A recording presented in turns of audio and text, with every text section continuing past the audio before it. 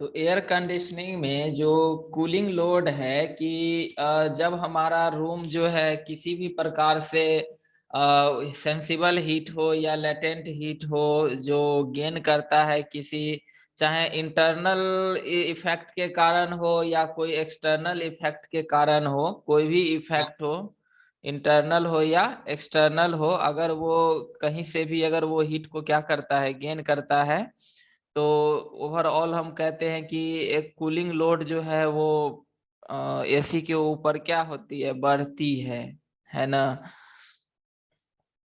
कि जैसे कि अगर हम एक रूम है और रूम के अंदर अगर हम लोग यहाँ पर जैसे सपोज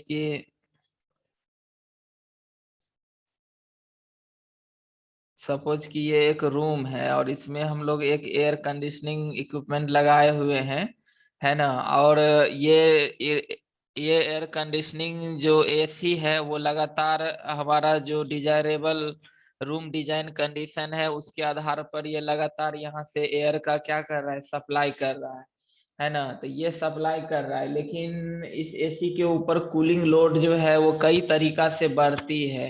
जैसे रूम कहीं से हमारा हीट गेन कर रहा हो, या मान लेते हैं कि रूम के अंदर ही कोई एक हीट जनरेटिंग इक्विपमेंट हो, या कोई पीपल्स बैठा हुआ हो, नंबर ऑफ पीपल्स ज्यादा हो, तो ओवरऑल कूलिंग लोड जो होती है वो बहुत सारे फैक्टर्स पे निर्भर करता है। और चाहे कोई भी फैक्टर्स हो, अगर रूम किसी भी प्रकार से अगर रूम का एयर जो है वो सेंसिबल हीट और लेटेंट हीट को अगर वो गेन करता है, तो वहां पर एसी का जो फंक्शन है वो फंक्शन ये है कि जितना भी ये रूम किसी भी इफेक्ट के कारण जो भी इसका लेटेंट हीट और सेंसिबल हीट लोड है, उस लोड के अकॉर्डिंग ये एयर का सप्लाई करे, यानी सप्लाई एयर कंडीशन जो है वो according to the cooling load के अनुसार हो, है ना। कूलिंग लोड कहते हैं कि जैसे समर एसी लगाते हैं जनरली, तो समर एसी के टाइम में उस पर कूलिंग लोड होता है, और वही विंटर सीजन में वही हीटिंग लोड होता है। तो जनरली अगर एसी की हम लोग बात करते हैं तो हमारे दिमाग में समर एसी का ही ख्याल आता है ना। तो इसीलिए जनरली कूलिंग लोड जो है ज्यादा पॉपुलर एस्टिमेशन है, और वही हो गया हीटिंग लोड भी हो गया अगर हम विंटर एसी की बात करें तो, है ना। तो अब हम लोग को यहाँ देखते हैं कि आखिर कौन कौन सा डिफरेंट सोर्स है। ऐसे तो कहने के लिए नंबर ऑफ सोर्स है जिससे ये रूम जो है वो सेंसिबल हीट या लेटेंट हीट को गेन करता है। तो हम लोग यहाँ पर कुछ सोर्सेज के बारे में देखते हैं, यानी कि डिफरेंट हीट सोर्सेज। ऐसा डिफरेंट हीट सोर्सेज जहां से एक रूम जो है वो एक कंडीशनड रूम जो है वो सेंसिबल हीट और लेटेंट हीट को गेन करता है। कि जैसे कि हम लोग पहला अगर हम लोग सेंसिबल हीट सोर्स को देखें कि आखिर कौन कौन सा सोर्स है जो जनरली रूम जो है वो सेंसिबल हीट को गेन करता है, जिस कारण से हमारे एसी के ऊपर कूलिंग लोड इंक्रीज होती है। तो जैसे कि पहला है heat heat flow through wall, ceiling ceiling floors, Windows, etc. जैसे कि जब हम लोग का गर्मी का सीजन होता है और ये हमारा रूम है, और अंदर रूम में अंदर एसी लगा हुआ रहता है। एसी भी कई प्रकार के होते हैं, है ना। जैसे कि एक विंडो एसी होता है, एक स्प्लिट टाइप एसी होता है ना। तो विंडो एसी में हम लोग देखते हैं जो विंडो के पास, खिड़की के पास जो लगा हुआ एसी रहता है वो एक विंडो एसी हो गया। और स्प्लिट टाइप एसी में जो है सो ये एसी, विंडो एसी में पूरा का पूरा सिस्टम जो है एक ही मतलब एयर कंडीशनिंग डिवाइस जो होता है उसी के अंदर सब कुछ लगा हुआ रहता है। एसी क्या है, एसी एयर कंडीशन है, मतलब हो गया कि ये भी इसके अंदर जो कंस्ट्रक्शन होता है वही हमारा वेपर कंप्रेसर रेफ्रिजरेशन सिस्टम का जो चार डिवाइस है, चार डिवाइस में इवेपोरेटर हो गया, कंप्रेसर, कंडेंसर, थ्रोटल वाल्व, वही सारा इसमें भी अरेंजमेंट होता है, ठीक है। यहाँ पर जो है, जो वहाँ रेफ्रिजरेशन में इवेपोरेटर कॉइल जो रेफ्रिजरेशन का काम करता था, वहीं पर उसी इवेपोरेटर कॉइल को एसी में हम लोग कूलिंग कॉइल के नाम से देते हैं। यानी कि यहाँ पर कूलिंग कॉइल सबसे फ्रंट पार्ट में लगा हुआ रहता है। इस कूलिंग कॉइल के अंदर से रेफ्रिजरेंट जो है वो फ्लो करते रहता है, जिस कारण ये कूलिंग कॉइल का टेम्परेचर लोअर रहता है। और इसके जस्ट पीछे में जो है तो यहाँ पर एक फैन लगा हुआ रहता है। ये फैन क्या करता है, एयर को जो सप्लाई करता है वो इस एयर को कूलिंग कॉइल के ऊपर से पास करवाता है। तो इस तरह से एयर जो एसी से आउट होके आती है, तो यहाँ पर कूलिंग कॉइल के कांटेक्ट में आने के कारण उसकी टेम्परेचर लोअर हो जाती है। और साथ ही इसमें एक ह्यूमिडिफायर डिह्यूमिडिफायर भी लगा हुआ रहता है। तो अब अकॉर्डिंग टू द एप्लीकेशन कि हम ह्यूमिडिफायर का यूज करते हैं कि डिह्यूमिडिफायर का यूज करते हैं। स्प्लिट टाइप एसी में है कि इसमें एक एसी इक्विपमेंट जो है वो घर के अंदर लगा हुआ रहता है, जिसमें जहाँ की कूलिंग कॉइल होती है। और इसका जो कंडेंसर होता है इस स्प्लिट एसी का, वो जैसे एक दीवाल है, ये हमारा दीवाल है। दीवाल के अंदर जो है वो कूलिंग कॉइल वाला सिस्टम लगा रहता है, और दीवाल के बाहर जो है यहाँ पर कंडेंसर वाला पूरा सिस्टम लगा रहता है। इसमें हमको बड़ा सा फैन भी दिखता है ना। तो ये स्प्लिट टाइप हो गया। जो जनरली ये एसी जो लगाया जाता है वो एकदम छत के नजदीक लगाया जाता है, मतलब वॉल के टॉप पार्ट में इसको फिक्स किया जाता है। तो यहाँ पर जो है हीट जो ये रूम जो अपना हीट को गेन कर रहा है, उसके लिए जैसे सेंसिबल हीट सोर्स है कि बाहर यहाँ पर काफी गर्मी है, एटमॉस्फेयर पूरा गर्म है। तो जो यहाँ पर रूम है वो यहाँ से हीट क्या हो रहा है, बाहर आउट में ज्यादा टेम्परेचर है, अंदर लोअर टेम्परेचर है, हीट का कंडक्शन वॉल के थ्रू स्टार्ट हो जाता है। यानी कि ये हीट जो है वॉल के थ्रू क्या होगा, कंडक्ट होकर के रूम में पहुंचता है, वॉल के थ्रू, सीलिंग के थ्रू, फ्लोर्स के थ्रू, विंडो खिड़की के थ्रू, है ना। हम लोग देखते हैं कि खिड़की भी अगर हम लोग ग्लास का लगा देते हैं और सन का अगर लाइट डायरेक्ट खिड़की के ऊपर आती है तो वहां से वो ग्लास भी हॉट हो जाता है, और उस कारण से वो सेंसिबल हीट रूम जो है सो सेंसिबल हीट को गेन करने लगता है। तो ये एक क्या है, हीट सोर्स है, मतलब जिससे हीट जो है बाहर के एटमॉस्फेयर से वॉल के थ्रू, सीलिंग के थ्रू, फ्लोर के थ्रू, विंडो के थ्रू जो है वो रूम के अंदर आना शुरू हो जाता है, और रूम जो है हमारा सेंसिबल हीट को गेन करना शुरू कर देता है। सेकेंड है जैसे सोलर रेडिएशन। सोलर रेडिएशन है, जैसा कि हम जानते हैं कि जब सन जो है गर्मी के सीजन में जब सन काफी हॉट होता है, तो उस समय सन का डायरेक्ट लाइट जो है हमारे रूफ, जो घर है, घर के रूफ के ऊपर, छत के ऊपर, या फिर उसका डायरेक्ट लाइट वॉल के ऊपर पड़ती है, तो उसके पास रेडिएशन होता है। सोलर के पास काफी हाईली, सोलर लाइट एक हाईली इलेक्ट्रोमैग्नेटिक वेव है, वो रेडिएट करते रहता है एनर्जी को, है ना। तो वो रेडिएशन के कारण पूरा छत गर्म हो जाता है, वॉल गर्म हो जाता है, और वो फाइनली फिर क्या होती है, वो हीट कंडक्ट होकर के अंदर रूम में आने लगता है। तो इस तरह से भी रूम हमारा सेंसिबल हीट को गेन करता है। तीसरा है फ्रॉम ऑक्यूपेंट्स। ऑक्यूपेंट्स हो गया कि हम लोग रूम के अंदर भी, ऐसा नहीं है कि रूम में एसी लगा दिए और रूम के अंदर सामान नहीं है, रूम के अंदर भी बहुत सारा सामान हम लोग जो है सो क्या करते हैं, रखते हैं। अब मान लीजिए अनाज ही रखते हैं, या फिर कपड़ा हो गया, या कोई बहुत सारा सामान हमारे रूम के अंदर होता है। तो ये सब भी कहीं ना कहीं एक हीट सोर्स का काम करता है। यानी एक रूम में अगर ज्यादा सामान को अगर हम लोग रखते हैं तो वो रूम जनरली हमको गर्म जैसा फील होता है, क्योंकि जब डे टाइम होती है तो ये सामान, जब सोलर रेडिएशन आता है चाहे रूम का एयर से, ये लोग हीट गेन करके, यानी ये भी खुद हॉटेड रहता है। और जब यहाँ पर हम एयर कंडीशनिंग करते हैं तो ये ऑक्यूपेंट सब भी कूलिंग होता है, जिस कारण ये अपना हीट जो है वो रूम में ही रिलीज करते रहता है।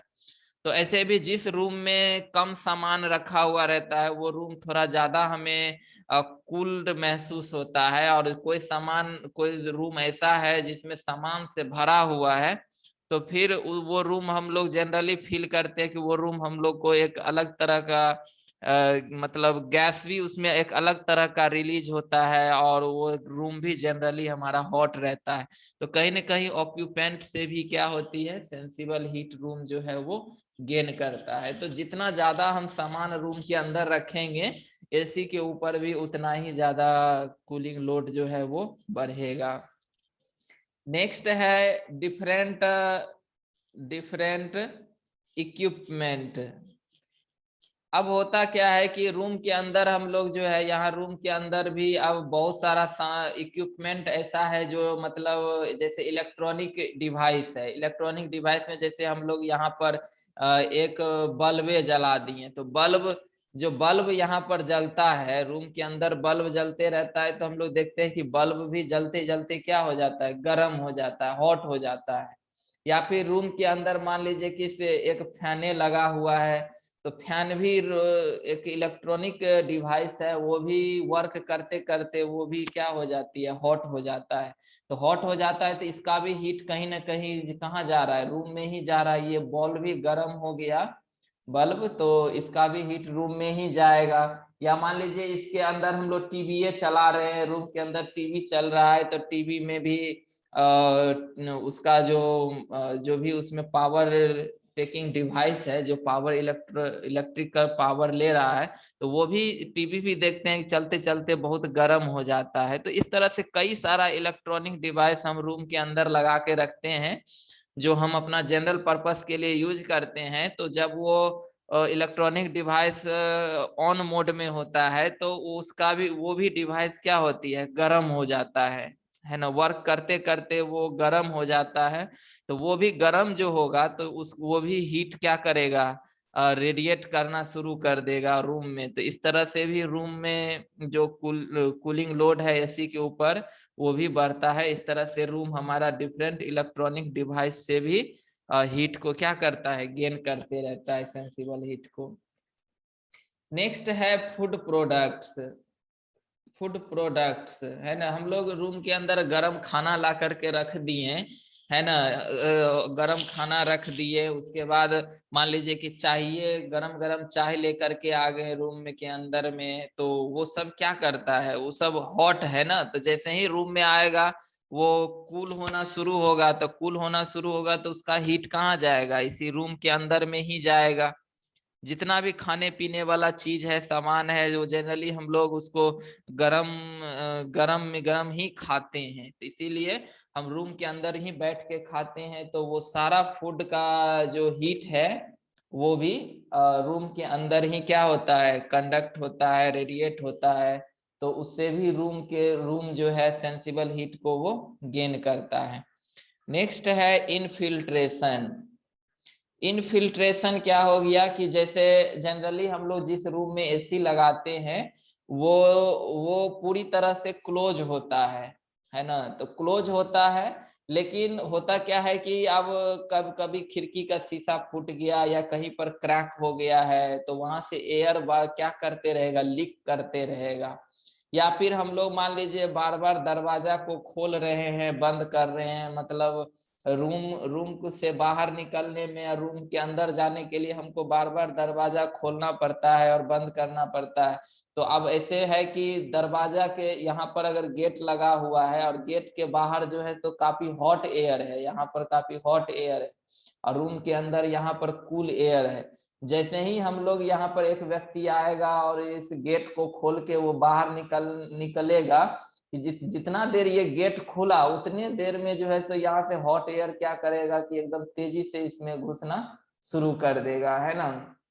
तो इस तरह से भी रूम ए जो है यहाँ पर ये हीट को गेन कर लेता है। तो इस प्रोसेस को ही इनफिल्ट्रेशन कहते हैं कि बार बार गेट खोलना, खिड़की खोलना, या कहीं पर खिड़की या गेट में ही कहीं पर छोटा सा मान लीजिए होल है, या पूरी तरह से सील पैक रूम नहीं है, तो कहीं ना कहीं थोड़ा बहुत भी अगर लीकेज है कहीं पर तो वो लगातार जो है एटमॉस्फेरिक एयर, हॉट एयर जो है वो रूम के अंदर आते रहेगा और रूम जो है वहां से हमारा सेंसिबल हीट को गेन करते रहेगा। तो इस ये सब जितना बढ़ेगा उतना ही कूलिंग लोड जो है एसी के ऊपर क्या होगा, बढ़ेगा। इसलिए हम जितना चाहे मतलब हो सकता है हम लोग रूम को पूरा पैक करते हैं, तब जाकर के उसमें एसी लगवाते हैं। अगर रूम खुला हुआ रह जाएगा तो फिर वहाँ एसी के ऊपर कूलिंग लोड काफी होगा, ऐसा लगेगा कि एसी काम ही नहीं कर रहा है। ठीक है, ये था हमारा सेंसिबल हीट सोर्स गेन करने का डिफरेंट सोर्सेज। उसी तरह लैटेंट हीट भी जो है वो गेन करता है, लैटेंट हीट सोर्सेज। रूम जो है लैटेंट हीट को भी, लैटेंट हीट मतलब क्या हो गया कि मॉइस्चर का इवेपोरेशन। तो मॉइस्चर का अगर इवेपोरेशन में वो अपना लेटेंट हीट को रिलीज करता है, तो जहां भी मॉइस्चर वाला इवेपोरेशन ऑफ वाटर या इवेपोरेशन ऑफ मॉइस्चर का जहां भी कॉन्सेप्ट आएगा तो वहां पर लेटेंट हीट लोड भी क्या होगा, बढ़ेगा। तो जनरली जैसे रूम जो है लेटेंट हीट सोर्स गेन करता है, उसका सबसे बड़ा चीज है कुकिंग, है ना। जैसे कि होता है क्या है कि किसी किसी बिल्डिंग में किचन जो होता है वो अटैच ही रहता है, तो अब अटैच रहता है तो वहां पर हम लोग खाना बनाते हैं, वहां लगातार हमारे फूड से वाटर का इवेपोरेशन होते रहता है, या खाने पीने वाला चीज जो हम लोग बना के तैयार किए हैं, तो अब वो भी गरम गरम खाना है, तो उससे उससे जो हीट निकल रहा है तो वो सेंसिबल हीट लोड को भी बढ़ा रहा है और लेटेंट हीट लोड को भी बढ़ा रहा है। तो कुकिंग में तो मॉइस्चर का इवेपोरेशन तो होते ही रहता है, तो कहीं ना कहीं लेटेंट हीट लोड जो है रूम के ऊपर क्या होती है, बढ़ती है। सिमिलरली ऑक्यूपेंट्स हो गया, को बहुत सारे ऑक्यूपेंट्स या बहुत सारे रूम के अंदर सामान ऐसा होता है जो वो भी क्या करता है, इवेपोरेट करते रहता है। या मान लीजिए कोई भीगा हुआ कपड़ा ही रूम के अंदर हम लोग रख दिए, तो वो वहां से भी अगर वाटर इवेपोरेट करता है तो कहीं ना कहीं हमें लेटेंट हीट लोड जो है वो बढ़ती है रूम में, है ना। दूसरा चीज है इनफिल्ट्रेशन। इनफिल्ट्रेशन जैसे सेंसिबल हीट में बताएं कि ये जब किसी भी तरह से हम लोग गेट को खोलते हैं, बंद करते हैं, खिड़की खोलते हैं, बंद करते हैं, या फिर कहीं पर लीकेज है, खिड़की टूटा हुआ है, वेंटिलेटर टूटा हुआ है, तो इन सब चीजों से इनफिल्ट्रेट होता है। तो इनफिल्ट्रेट होने के कारण जो बाहरी एयर जो अंदर घुसता है, तो उसके पास हो सकता है कि मॉइस्चर ज्यादा हो, है ना। तो वो एयर अगर रूम में घुस गया तो फिर अंदर रूम के अंदर आकर के लेटेंट हीट लोड को भी क्या करेगा, वो बढ़ा देगा। तो इस तरह से हम लोग और भी अपने तरीका से बहुत सारे सोर्सेज को दे सकते हैं जिसके थ्रू जो है रूम जो सेंसिबल हीट और लेटेंट हीट को गेन कर लेता है। तो चाहे कोई भी सोर्स हो, अगर रूम हमारा इस प्रकार से बाहरी इफेक्ट या इंटरनल इफेक्ट दोनों के कारण अगर वो लेटेंट हीट हो या सेंसिबल हीट लोड को गेन करता है, तो उसके ऊपर कूलिंग लोड बढ़ती है, यानी कि उस एसी को ज्यादा से ज्यादा जितना वो गेन कर रहा है उतना अमाउंट में वो लगातार उसको बाहर करते रहे, यानी कि उस रूम के डिजाइन जो भी है हमारा, रूम का डिजाइन जितना भी टेम्परेचर ह्यूमिडिटी जो भी है उसको कंट्रोल करते रहे। तो उसको कंट्रोल करने के लिए जितना इस पर कम हीट कूलिंग लोड होगा उतना ही ये एसी बेहतर काम करेगा, और जितना इस पर कूलिंग लोड बढ़ाते जाएंगे वो और मतलब और भी बढ़ते जाएगा उसके ऊपर, है ना। अब जैसे एक रूम में बहुत सारे पीपल भी बैठ गया, तो पीपल भी बैठ गया तो उस वहां भी वो लोग हम लोग सांस तो लेते ही हैं और सांस छोड़ते हैं, तो फिर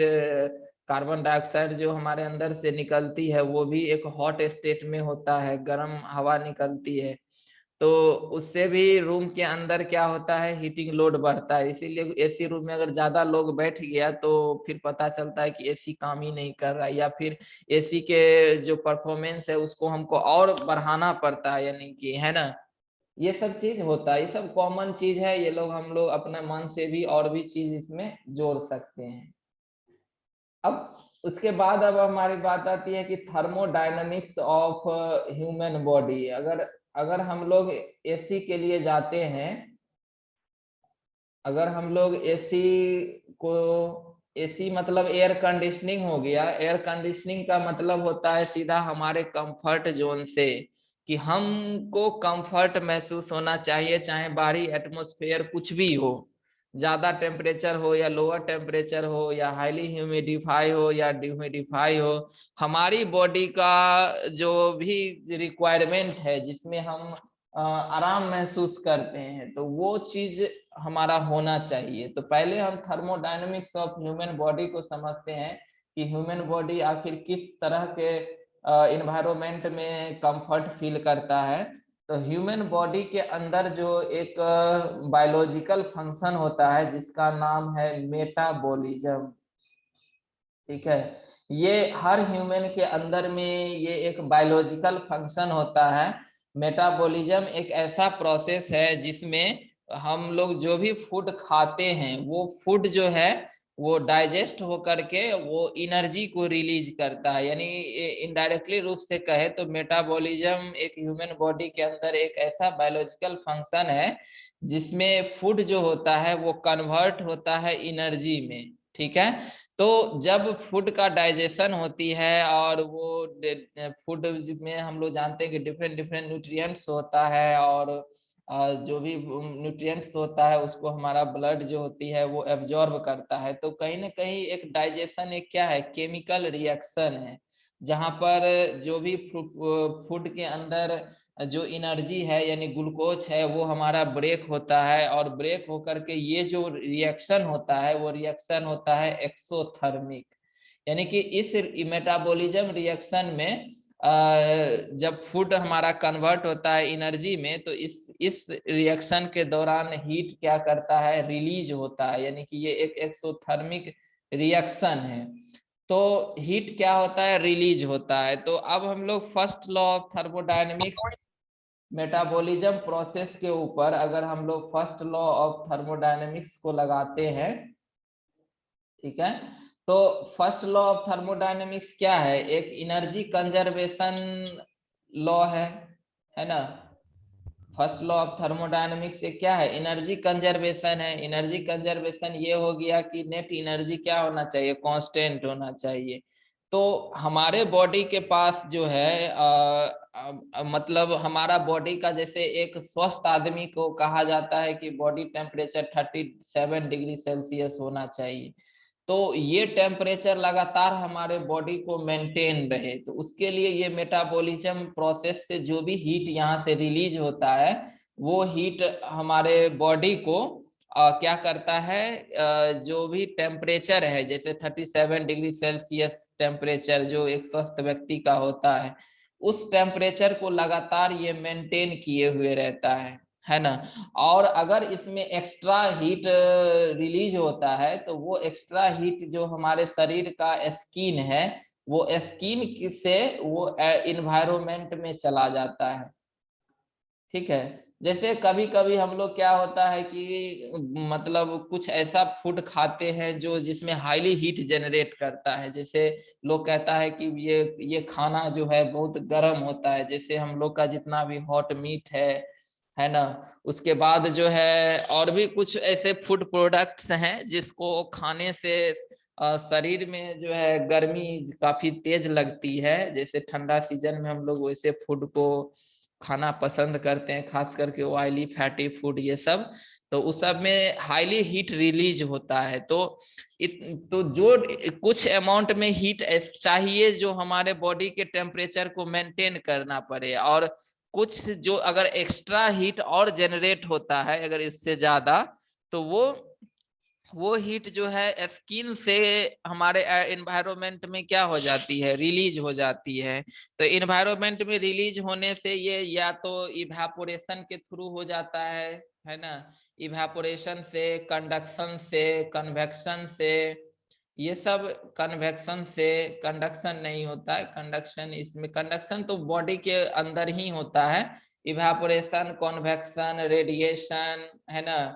तो ये सब चीज जो है और कैसे स्किन का जो मतलब हीट है वो एनवायरमेंट में चला जाता है, ठीक है। जैसे कोई व्यक्ति वर्कर काम करता है, जैसे हम लोग जब भी कोई काम करने के लिए जाते हैं तो हमारा मेटाबॉलिज्म प्रोसेस तेज हो जाता है, क्योंकि वर्क करते वक्त हमको ज्यादा एनर्जी का जरूरत होता है, तो मेटाबॉलिज्म प्रोसेस फास्ट हो जाता है। तो फास्ट हो जाता है ताकि हमको एनर्जी लगातार मिलता रहे, तो जितना फास्ट प्रोसेस होगा उतनी ज्यादा हीट का रिलीज होगा। इसीलिए काम करते हुए व्यक्ति को तुरंत जो है सो गर्मी लगना शुरू हो जाता है ना।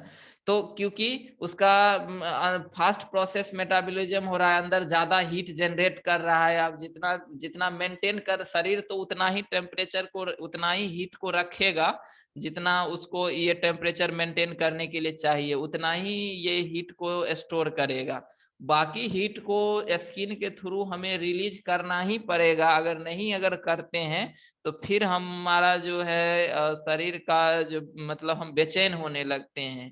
ठीक है, हमारा शरीर बाकी हीट को वो स्टोर कर नहीं पाता है, और हम किसी इफेक्ट के कारण, अगर हमारे जैसे हम काफी हैवी क्लॉथ पहन लिए हैं, है ना, या फिर बाहर का एटमॉस्फेयर खुद ही गर्म है, तो उस वक्त हमारे स्किन से आसानी से हीट रिलीज नहीं होता है एनवायरनमेंट में, तो फिर हमें डिस्कम्फर्ट होने लगता है, हम लोग बेचैनी जैसा महसूस करने लगते हैं।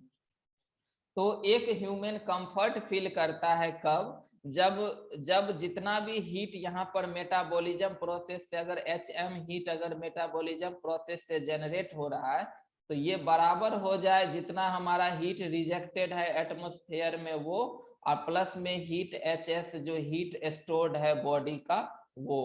ठीक है, तब हमारा ह्यूमन जो एक ह्यूमन जो होती है वो कंफर्ट फील करता है कब। ये क्वेश्चन काफी पॉपुलर है और कंपटीशन सब में भी पूछा जाता है।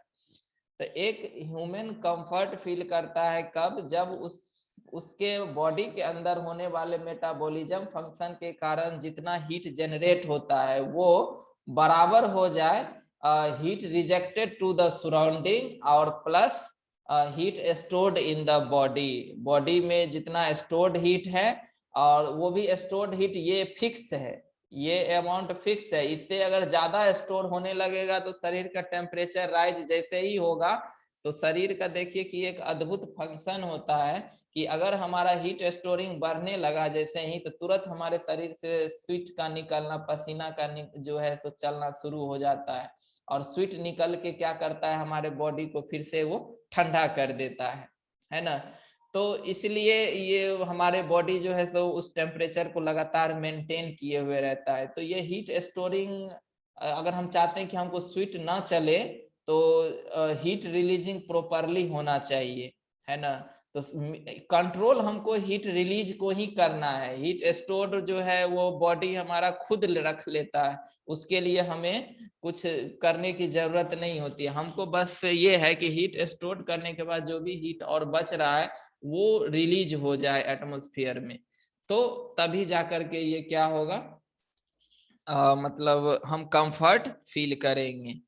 ठीक है, तो यहाँ पर है क्या कि अब ऐसा कौन कौन सा फैक्टर है जो ह्यूमन कंफर्ट को इफेक्ट करता है, तो उसमें से सबसे पहला फैक्टर है इफेक्टिव टेम्परेचर। इफेक्टिव टेम्परेचर, तो इफेक्टिव टेम्परेचर क्या है, तो इफेक्टिव टेम्परेचर इफेक्ट एक सीधा टेम्परेचर होता है। सीधा टेम्परेचर तो हम लोग जानते हैं कि ये एक मतलब टेम्परेचर वैल्यू है, और ये डिग्री सेल्सियस में हम लोग इसको मापते हैं। लेकिन इफेक्टिव टेम्परेचर जो हम लोग कहते हैं, ये एक इंडेक्स है जो कोरिलेट करता है combined effect of air temperature plus relative humidity और प्लस जो है एयर मोशन। ठीक है, जैसे है कि ये तीनों को मिला करके ये एक इफेक्टिव टेम्परेचर होता है। इफेक्टिव टेम्परेचर को हम ऐसे भी समझ सकते हैं कि जैसे मान लीजिए कि कभी कभी क्या हो जाता है, गर्मी सीजन में हवा शांत हो जाता है, जैसे एयर मोशन नहीं है, हवा शांत हो गया, तो फिर उस एयर का टेम्परेचर और रिलेटिव ह्यूमिडिटी वो दोनों मायने रखता है। फिर हम लोग को क्या लगता है कि एक तरह का डिस्कम्फर्ट हम लोग फील करने लगते हैं जब हवा एकदम शांत हो जाती है, और जबकि टेम्परेचर भी हमको कोई ज्यादा खास नहीं है और रिलेटिव ह्यूमिडिटी भी कोई खास नहीं है, फिर भी हम पूरी तरह से कंफर्ट महसूस नहीं करते हैं। या फिर मान लीजिए कि एयर का मोशन काफी तेज हो गया, जैसे आंधी तूफान चल रहा है, तो उस वो भी हमारे लिए कंफर्ट नहीं है, हम लोग उसमें भी कंफर्ट महसूस नहीं कर रहे हैं। या फिर मान लीजिए कि एक रूम का एयर है, रूम का एयर मान लीजिए कि अभी इस रूम का एयर का टेम्परेचर 30 डिग्री C पहुंचा हुआ है, और हम लोग के लिए कंफर्ट के लिए चाहिए मान लीजिए 22 से 25 डिग्री सेल्सियस हमको चाहिए, तो ये 30 डिग्री है। तो हम अगर कोई व्यक्ति अगर इस रूम में डायरेक्ट आके बैठ जाता है तो उसको गर्मी लगना स्टार्ट हो जाएगा। लेकिन वही व्यक्ति क्या करेगा कि यहाँ पर टेम्परेचर 30 ही है, लेकिन यहाँ पर एक फैन लगा हुआ है, ये फैन चलाना शुरू कर दिया। तो फैन चलाना शुरू कर दिया तो एयर में क्या आ गया, पूरा मोशन आ गया।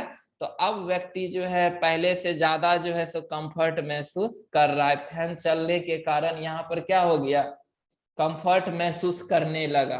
तो देखिए टेम्परेचर अभी भी इस रूम के एयर का 30 डिग्री ही है, रिलेटिव ह्यूमिडिटी जो है सो है ही है, इसमें हम ना तो मॉइस्चर को ऐड किए हैं, न ही इसके टेम्परेचर को हम कूल किए हैं या हीट किए हैं, वही सब कुछ है। बस हम यहाँ पर एक एयर मोशन को स्टार्ट कर दिए फैन चला के, फिर व्यक्ति वही व्यक्ति जो है वहां बैठ के फिर जो अभी उसको कंफर्ट नहीं लग रहा था वो कंफर्ट लगने लग रहा है। इसका मतलब ये हो गया कि इसका जो इफेक्टिव टेम्परेचर है, जितना जितना इसको चाहिए था कंफर्ट होने के लिए इफेक्टिव टेम्परेचर, वो अब उसको मिलना शुरू हो गया। तो ये एयर मोशन, रिलेटिव ह्यूमिडिटी और एयर टेम्परेचर, ये तीनों का एक कंबाइंड इफेक्ट जो है ये कहलाता है इफेक्टिव टेम्परेचर। तो ये एक पीपल के पास जो है मतलब एक इफेक्टिव टेम्परेचर जो है एक मतलब फिक्स होता है, फिक्स होता है कि अब ये अब कहेंगे कि इफेक्टिव टेम्परेचर क्या होना चाहिए एक ह्यूमन के लिए, तो ह्यूमन के लिए इफेक्टिव टेम्परेचर का कोई लिमिटेशन नहीं है।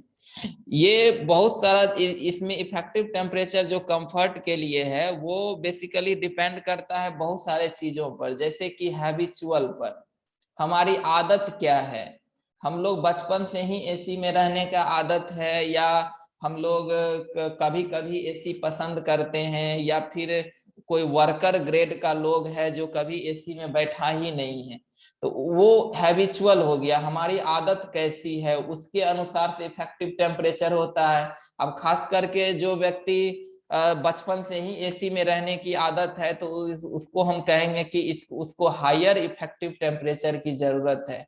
और जो एक वर्कर क्लास का व्यक्ति है, उसको जो कभी एसी में रहा ही नहीं है, हमेशा धूप में काम किया है, तो उसके लिए लोअर इफेक्टिव टेम्परेचर का जरूरत होता है। मतलब उसको थोड़ा बहुत भी ठंडक मिल गया वर्कर व्यक्ति को तो वो कंफर्ट महसूस कर लेता है, लेकिन एक मतलब जो बचपन से रहा है वो उसको फिर ज्यादा इफेक्टिव टेम्परेचर की जरूरत है कि वो उसमें अगर ज्यादा टेम्परेचर का वेरिएशन हुआ तो वो बर्दाश्त नहीं कर पाएगा। तो ये एक हैबिचुअल पे डिपेंड करता है।